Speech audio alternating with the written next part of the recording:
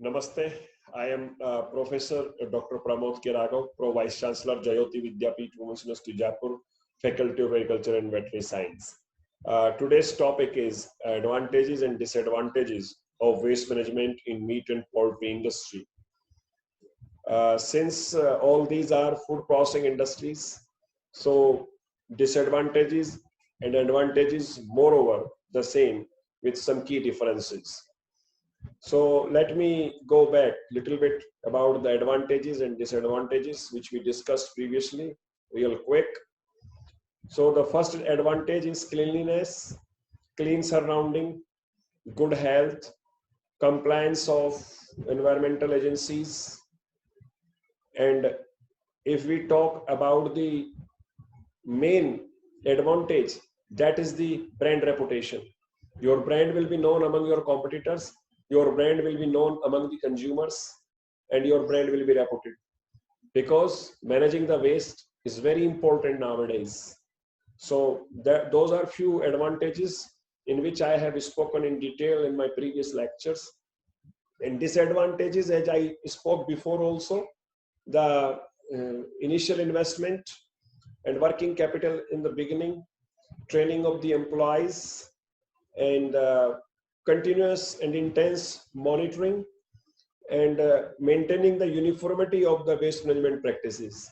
These are some disadvantages in the beginning, but as I said previously, if implemented with a plan and implemented properly, the waste management in longer run will create lot of value to the industry, and that will be known as waste to value. So that was little bit the regarding the advantages and disadvantages. What is I gonna emphasize a little bit in today's talk or lecture is that I'm gonna tell few of the advantages and disadvantages of the different waste management or waste treatment methods. So if I start from the burial is very simple method of waste management, getting rid of from all the disease causing waste or another type of waste. It is good if you have a huge land base where you can bury all these waste. So advantage is that permanent containment of the diseases, outbreaks, because you're burying the things. And the disadvantage is that need site ready for the burial. It is not like this that you are going and burying it. You have to prepare the site. For that, again, you have to put a lot of manpower, and you have to do some initial investment, and it may be costly sometimes. So that is the disadvantage of the burial. And if I talk about the Europe, it is banned in Europe. You cannot bury the things in Europe, the waste in the European countries, but it is permitted in Canada and United States with some specified rules. So that is the current application of the burial method. I'm talking about BURIAL, burial method, where you bury the waste. And then comes the incineration.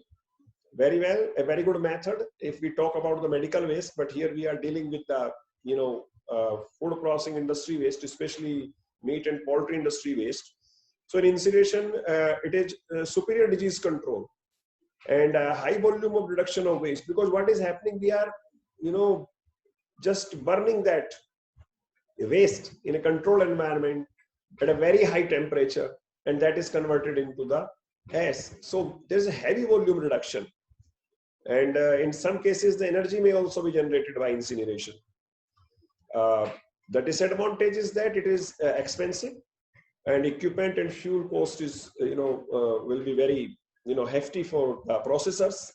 It required time, and another problem in this is how to manage that ash which has been generated as a result of incineration.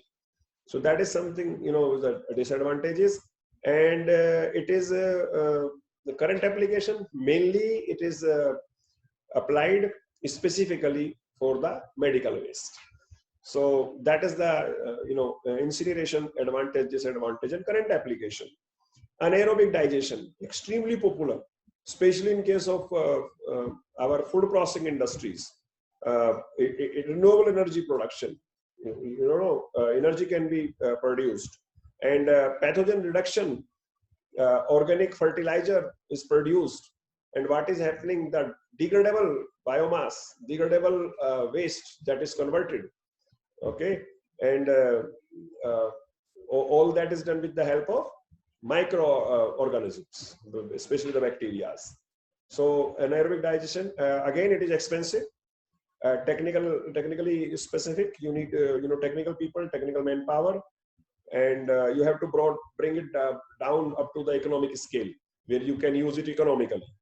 Yeah, but it's still going on, and it is not, anaerobic digestion again is not permitted within Europe without prior approval or fulfilling some kind of conditions. So that was about the anaerobic digestion. And then alkaline hydrolysis. So alkaline hydrolysis, the advantage is that gas emission is very less, fewer gas emission. Again, the pathogens are reduced, and beneficial byproducts are developed by using alkaline hydrolysis. And disadvantage is that it is relatively expensive, and high level of effluent with a high pH are generated, and the capacity is limited, not good for the large volume. So that was about the alkaline hydrolysis. And composting is, very well you can do, not a problem. That is advantageous always. Hardly there is any disadvantage. And let me tell you one thing. These are some disadvantages which, if you can employ your innovative techniques, these disadvantages can up to some extent can be minimized. So that was the advantage and disadvantages of waste disposal methods specific. And previously, and even in this lecture, I already told about the advantages and disadvantages. And one advantage which I always like about the waste management is the employment generation. You are managing the waste, but side by side you are generating the employment. That is good.